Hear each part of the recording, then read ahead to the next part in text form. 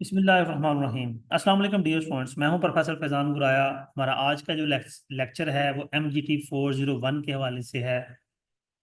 ये हमारा last chapter है जी, accounting for non profit organisation, chapter number 16। ये 401 का लास्ट चैप्टर है। नॉन प्रॉफिट ऑर्गेनाइजेशन ऐसी ऑर्गेनाइजेशन होती है जिसका बेसिक पर्पस प्रॉफिट अर्न करना नहीं होता। जब प्रॉफिट अर्न करना नहीं है तो इसमें प्रॉफिट की कोई डील डिस्कशन नहीं होगी।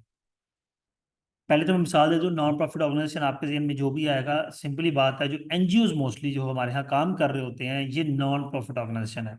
वो ट्रस्ट वगैरह हैं, कुछ चैरिटेबल ट्रस्ट हैं, वो भी नॉन प्रॉफिट ऑर्गेनाइजेशन, जिनका बेसिक मोटिव जो है वो पैसा कमाना नहीं है बल्कि लोगों की फलाह व बहबूद है। जब पैसा कमाना नहीं है तो प्रॉफिट नहीं है, और जब प्रॉफिट नहीं है तो फिर यहाँ पे हमारे जो रिकॉर्ड्स होंगे उनमें प्रॉफिट की डिस्कशन नहीं आएगी। हम बैलेंस शीट बनाएंगे, हम इनकम स्टेटमेंट बनाएंगे, लेकिन हम उसमें प्रॉफिट नहीं कैलकुलेट करेंगे, बल्कि जो भी प्रॉफिट आएगा हम उसको सरप्लस लिखेंगे, जो भी लॉस आएगा हम उसको डेफिसिट लिखेंगे। चलते हैं जी। ये कुछ प्रीवियस टॉपिक वो डिस्कस कर रहा है, हमें इस पे बात नहीं करनी है, हम अपने इन नॉन प्रॉफिट ऑर्गेनाइजेशन पे चलते हैं। Non profit organisation that do not aim to earn profit rather to extend welfare services, जैसा कि मैंने अब आपको बताया, नीचे मिसाल भी दी हुई है। ठीक है। अब जो प्रॉफिट नॉन प्रॉफिट ऑर्गेनाइजेशन, तो उसमें सैलरीज, स्टाफ की salary, utility bill, building rent, ये चीजें तो आएंगी। ठीक है, लेकिन कोई प्रॉफिट पर्पज एक्टिविटीज नहीं आएंगी। अब एनजीओ है, अगर नॉन प्रॉफिट ऑर्गेनाइजेशन में कोई एनजीओ है तो उसमें चैरिटी आएगा, डोनेशन आ सकते हैं, सब्सक्रिप्शन हैं, कोई मेंबरशिप फी है, कोई रजिस्ट्रेशन फी है, इस तरह की चीज़ें उसकी सोर्स ऑफ इनकम या रिसीट्स होंगी। उसकी पेमेंट्स में ये जो हमने बात की, स्टाफ सैलरीज हो गए, यूटिलिटी बिल्स हो गए, या बिल्डिंग रेंट हो गया, या कोई फंक्शन वगैरह का एग्जीबिशन करवाया है तो उसका खर्चा वगैरह हो गया, इस तरह की चीज़ें होंगी।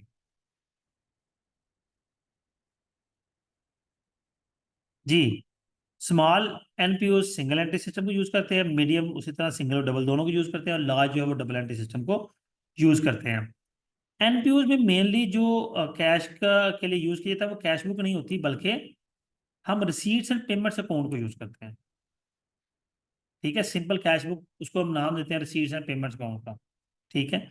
इसके अंदर पूरी समरी लिखी जाती है, जैसे कह लें कि डे टू डे में कैश बुक यूज हो रही है, और एट द मंथ एंड या एट द क्वार्टर एंड जो है वो रिसीट एंड पेमेंट अकाउंट बना के उसको बैलेंस कर दिया जाता है।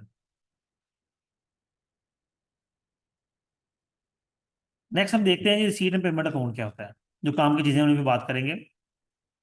अब देखिए जी, accrual basis, income and expenditure accounts prepared और अक्रूवल बेसिस। ठीक है, अक्रूवल में क्या होता है कि अक्सर औकात हमें सब्सिशन रिसीवेबल है, अभी रिसीव करनी है, वो भी हम लिखते हैं। यानी कि जिस तरह पिछले लेक्चर में हमने बात की थी कि single entry system cash basis पर होता है, ये जो होता है नॉन प्रॉफिट ऑर्गेनाइजेशन ये मोस्टली अक्रूवल बेसिस पर होता है। जी। अब इसके सब्सिशन में देख लें, रिसीव्ड हुई है during the year 55,000, subscription due on closing date 5,000 है। ठीक है।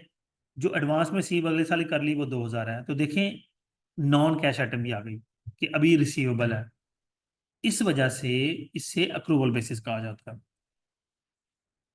नेक्स्ट चलेंगे जी। एक प्रैक्टिस क्वेश्चन उसने दिया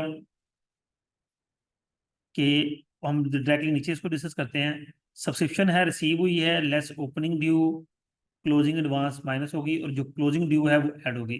तो हमारी इस साल की सब्सक्रिप्शन 9100 की है। हम जब सब्सक्रिप्शन इनकम अकाउंट बनाएंगे, उसको हम जब इनकम बैलेंस निकालेंगे तो वो 9100 का हमारे पास बैलेंस आएगा। ये दोनों मेथड सेम है। ठीक है। अब किसी नॉर्मली ज़्यादातर ये सब्सक्रिप्शन इनकम मेथड जो है ये नहीं, बल्कि ऊपर वाला मेथड ही हम यूज़ करते हैं, लेकिन दोनों यूज़ हो सकते हैं। अब जी प्रॉपर क्वेश्चन आ गया। जी भी सेम चीज़ ये वही है। जी, receipt and payment account proper आ गया। Prepare income and expenditure account and balance sheet for sample health club for the information provided for the year end 31 दिसंबर। मैं थोड़ा सा इसको यहाँ पे ग्रो थ्रू कर देता हूँ, लेकिन इस प्रैक्टिस क्वेश्चन को मैं इंशाल्लाह बोर्ड पे भी समझाऊंगा। The club assets and liabilities were furniture equipment 48,000, restaurant has 2600, stock price है 850 was owing for restaurant supplies हैं।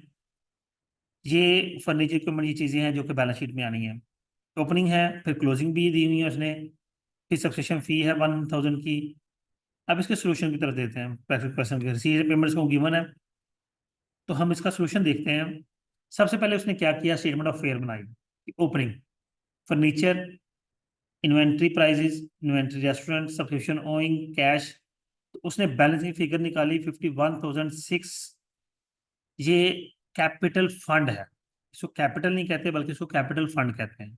ठीक है, नाम भी गिवन है, क्योंकि कैपिटल तो लिखना है क्योंकि ये कैपिटल है, बैलेंस शीट के अंदर तो कैपिटल आएगा। लेकिन जो कि ये एक्चुअली कैपिटल सरमाया नहीं है, कोई प्रॉफिट के लिए काम नहीं हो रहा, इसलिए कैपिटल फंडिंग कहा जाता है, ऐसी फंडिंग जो कैपिटलाइज्ड। फिर इसी के साथ उसने, अच्छा पीछे चलेंगे जी, उसने टॉपिक को आगे पूरा नहीं किया। सेल्स उसने लिखी, कॉस्ट ऑफ सेल्स में उसने रेस्टोरेंट का प्रॉफिट निकाला है।